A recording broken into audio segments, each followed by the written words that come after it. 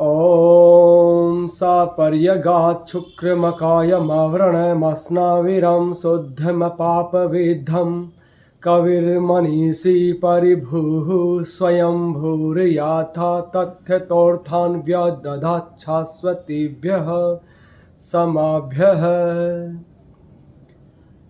आप सभी धर्म प्रेमी और राष्ट्रभक्त बंधुओं को मेरा सादर नमस्ते जी। आज एक बहुत ही महत्वपूर्ण विषय को लेकर मैं आप लोगों से चर्चा करना चाहता हूं। बहुत दिनों से एक विचार मेरे मस्तिष्क में घूम रहा है। बहुत से आर्य बंधुओं से मैंने इसकी चर्चा भी की है और उन्होंने समर्थन भी दिया, साथ में इस पे थोड़ा सा संदेह भी जताया है। आप लोग मेरे साथ बने रहिए, मैं आप सबके साथ में मैं चर्चा करूंगा। वेद में एक मंत्र आता है, इंद्रम वर्धन्तो अप्तुरः कृणन्तो विश्वमार्यम अवघनन्तो अरावणः। अर्थात स्वयं को आर्य बनाते हुए हम पूरे विश्व को आर्य बनाए। साथ ही इस राष्ट्र का प्राचीनतम नाम आर्यावर्त वह पुनः अपनी गौरवान्वित स्थिति को प्राप्त करे, इसके लिए हम सब प्रयासरत हैं। पर अभी तक जो प्रयास हुए हैं वो केवल वाणी तक ही सीमित रहे हैं। मैं चाहता हूं कि वो धरातल पर आए। आज का जो विषय उसी पे ही रहेगा। सामान्य आर्य बंधु तो जानते ही हैं कि आर्य किसे कहते हैं, पर सामान्य बंधुओं के लिए भी मैं इसको स्पष्ट करता चलूं। आर्य उसे कहते हैं जिसके गुण, कर्म, स्वभाव, व्यवहार, चरित्र, वेशभूषा, खान पान, भाषा प्रत्येक मर्यादित हो, ईश्वर की आज्ञाओं के अनुकूल हो, सनातन संस्कृति के अनुकूल हो, उसे कहते हैं आर्य। हमारे महापुरुष श्री राम और श्री कृष्ण जी आर्य ही तो थे। रामायण महाभारत पढ़िए या फिर टीवी सीरियल में भी आपने खूब सुना होगा कि हे आर्यपुत्र। आर्य का मतलब हे श्रेष्ठ, और आर्यपुत्र श्रेष्ठ के बेटे, पुत्र। तो मैं पुनः अपने विषय पर आता हूं कि अभी तक हमने इस आर्यावर्त की जो संस्कृति रही हुई है, वेद की जो परिपाटी रही है, हमने ऋषि दयानंद के पश्चात मंचों के माध्यम से सामान्य जन को बहुत कुछ हमने बताया कि हमारी जो सनातन संस्कृति है वो किन किन सिद्धांतों पे रही हुई है। जो वेद की जो बातें हैं वो मानवता के जो एक चरम जो उत्कृष्ट जो स्तर होता है उसके ऊपर आधारित होती है। पर आज के जो लोग हैं उनका जो मानसिक स्तर है वो इतना नीचे गिर चुका है कि वो केवल प्रत्यक्ष वस्तुओं को ही देख पा रहा है, परोक्ष वस्तुओं को नहीं देख पा रहा। तो हमें क्या करना पड़ेगा? यदि हमें पूरे विश्व को आर्य बनाना है तो हमें आर्यावर्त बनाना पड़ेगा। आर्यावर्त बनेगा तो विश्व बनेगा, और यदि आर्यावर्त को बनाना है हमें आर्य, तो प्रत्येक राज्य को बनाना पड़ेगा। प्रत्येक राज्य को अगर बनाना है तो प्रत्येक जिलों को बनाना पड़ेगा, और प्रत्येक जिलों को बनाना है तो तहसील और गांव को बनाना पड़ेगा। तहसील और गांव को बनाने के लिए हमें व्यक्ति और परिवार को बनाना पड़ेगा। पर जहां तक मैं देख पा रहा हूं या मेरा जो जितना अनुभव है, व्यक्ति परिवार तो फिर भी आर्य मिल जाते हैं, पर आज तक हमने एक भी गांव तो छोड़िए, एक भी छोटा मोहल्ला, एक जिसे कहते हैं सोसाइटी भी हमने आर्यों की नहीं बसाई। तो फिर हमारा जो एक स्वप्न है आर्यावर्त का या कृणन्तो विश्वमार्यम का, वो कैसे साकार होगा? सामान्य लोगों को भी मैं बता दूं कि आर्य कैसे बना और बनाया जाता है। आर्य बंधु तो अच्छे से जानते हैं। आर्य कभी जन्म से नहीं होता, ना पिता माता के होने से होता है। आर्य तो वो होता है जब स्वयं आर्यत्व को धारण कर लेता है। ये आर्यत्व आता है धर्म से। धर्म हिंदू, मुस्लिम, सिख, ईसाई, जैन, पारसी, यहूदी नहीं। धर्म तो मनुष्य मात्र का एक होता है, जिसे हम मोटे रूप में मानवता, मनुष्यता, इंसानियत कह सकते हैं। इंसानियत, मानवता, मनुष्यता किसी के अलग नहीं होती है, और ये आती है सत्य सनातन वैदिक धर्म से। तो धर्म के जो 10 लक्षण महर्षि मनु महाराज जी ने मनुस्मृति के माध्यम से हमें बताए हैं, मैं उन पे थोड़ा सा प्रकाश डालना चाहूंगा, ताकि जो सामान्य बंधु हैं वो भी आर्य को समझ सके। धृति क्षमा दमोस्तेयम शोचम इंद्रिय निग्रह धीर विद्या सत्यम अक्रोधो दशकम धर्म लक्षणम। धृति होता है धैर्य, पेशेंस। एक मनुष्य में धैर्य होना चाहिए या नहीं होना चाहिए? होना चाहिए। अर्थात सुख दुख, लाभ हानि, परिस्थिति कैसी भी हो, पर एक मनुष्य को धैर्य बनाए रखना चाहिए। धृति क्षमा,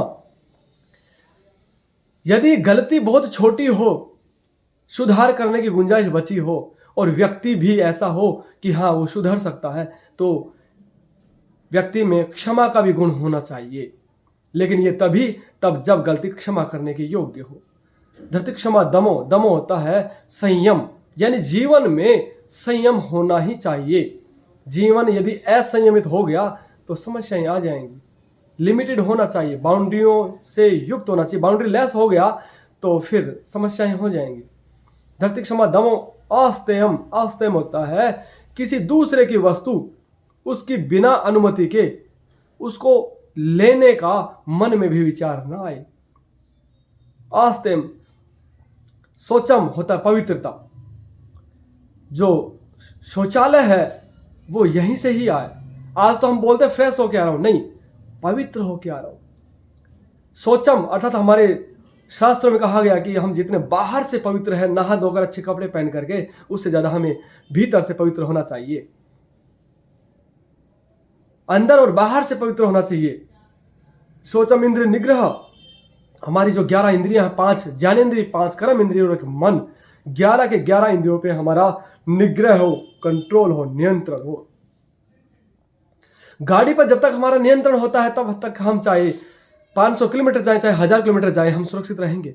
और जिस समय हमारा नियंत्रण खो जाता है उसी समय एक्सीडेंट की संभावनाएं बन जाती हैं।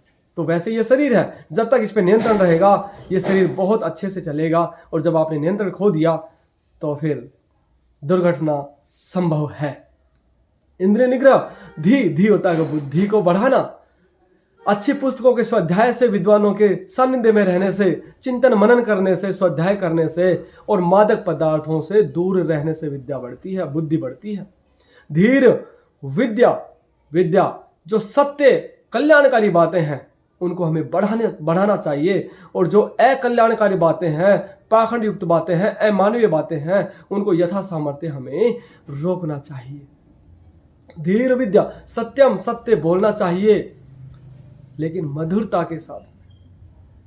सत्यम अक्रोधो, अनावश्यक बेवजह क्रोध नहीं करना चाहिए, और यदि आवश्यक हो तो क्रोध भी अवश्य करना चाहिए। दशकम धर्म लक्षणम, महर्षि मनु महाराज कहते हैं कि जिस व्यक्ति में ये 10 गुण होंगे, 10 लक्षण होंगे, वो व्यक्ति धार्मिक होगा।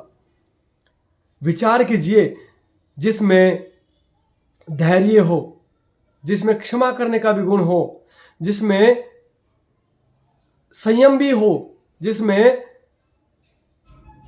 चोरी ना करने का गुण हो, कभी चोरी करने का विचार भी ना करे व्यक्ति, जो अंदर और बाहर से पवित्र हो, वो किसी बहन बेटी को गलत नजरों से ना देखता हो, जिसकी इंद्रियां उसके वश में हो, जो बुद्धि को बढ़ाने का लगातार प्रयत्न करता हो, जो विद्या को बढ़ाने और अविद्या के नाश के लिए तत्पर हो, जो सत्य बोलता हो, जो क्रोध नहीं करता हो, ऐसा व्यक्ति यदि हो तो वो कैसा होगा, विचार कीजिए। और यदि ऐसे व्यक्तियों का एक परिवार हो तो वो परिवार कैसा होगा, और यदि ऐसे व्यक्तियों का एक गांव हो तो कल्पना कीजिए कि वो गांव कैसा होगा। पुलिस की जरूरत नहीं पड़ेगी, जज और वकीलों की जरूरत नहीं पड़ेगी, किसी को कसम खाने की जरूरत नहीं पड़ेगी, किसी को अपने धन की या बहन बेटियों की बेवजह चिंता नहीं सताएगी। अरे यही तो था आर्यवर्त, यही तो था हमारे राम राज्य का स्वप्न। आज हमें ये स्वप्न लगता है, पहले वे ये वास्तविकता में था, क्योंकि हमारे जो लोग थे वो इस धर्म की पालना करने वाले थे, वो यम और नियम की पालना करने वाले थे। तो आप सबसे मैं निवेदन करता हूं कि बहुत हो गया बातों में आर्यवर्त, बहुत हो गया वेद के सिद्धांत बातों में, अब उनको धरातल पर लेके आने की आवश्यकता है। इसीलिए आप सब बंधुओं से मैं निवेदन करता हूं कि क्यों ना एक आर्य नगर बसाया जाए, जिसमें उसके लिए यह हो सकता है कि हमारी आर्य समाज भी 100 परिवार या उससे अधिक परिवारों के लिए जमीन खरीदे, उसमें प्लॉटिंग करे, प्लॉटिंग सस्ते दर पे की जाए, अपना भी मुनाफा ले ले। हम ये नहीं कह रहे कि पूरा पैसा बहा दे, लगा दे, नहीं, जितना पैसा लगाए उसमें से कुछ प्लस करके वो अपना भी मुनाफा कमाए और वो आवेदन प्रसारित करे कि जो आर्य सिद्धांतों से ओतप्रोत है या इन नियमों के अनुसार रहने को तैयार है, जो आर्य समाज के जो 10 नियम हैं उनको वो जानते हैं और मानते हैं और उन्हीं के अनुसार जीवन जीना चाहते हैं, उन व्यक्तियों के लिए वहां प्लॉटिंग की सुविधा की जाए। और जो व्यक्ति वहां ले और नहीं रहना चाहे तो उसके ऊपर भी कंडीशन लगाई जाए, शर्त लगाई जाए कि वो व्यक्ति अपना जो प्लॉट है वो किसी आर्य बंधु को ही बेच करके जाए। इससे लाभ क्या होगा? वहां पे सारे हम सब एक विचार के होंगे, एक विचार के होंगे, तब वहां पर उस पूरी सोसाइटी में जैसे 100 परिवार हैं या 200 परिवार हैं, जितने भी परिवार हो पाए, वहां पर वेद के नियम लागू हो, वहां पे वर्ण व्यवस्था हो, व्यक्ति का स्वभाव जैसा है, चरित्र जैसा है, वो कार्य जैसा करता है, उसको ब्राह्मण, क्षत्रिय, वैश्य और शूद्र के अनुसार उसको वर्ण दिए जाए और उसका वर्ण भी वेद के अनुसार ही परिवर्तित हो सके, यदि वो योग्यता को अर्जित कर ले या फिर अपनी योग्यता को खो दे। वहां पर आश्रम व्यवस्था भी हो और वहां पर राजार्य, विद्यार्य और धर्मार्य सभा का भी गठन हो और उनके ऊपर एक हमारा जो प्रधान या अध्यक्ष जो है वो विराजमान हो। वहां पर यदि किसी आर्य बंधुओं के मध्य कोई विवाद भी उत्पन्न हो गया हो तो वो हमारी सभाएं उसको देखें, सुलझाएं। वहां पे आर्य समाज का भी निर्माण हो, गठन हो और वहां पर यदि व्यवस्थाएं अच्छी हो तो वहां पर एक अंदर गुरुकुल भी खोला जा सकता है।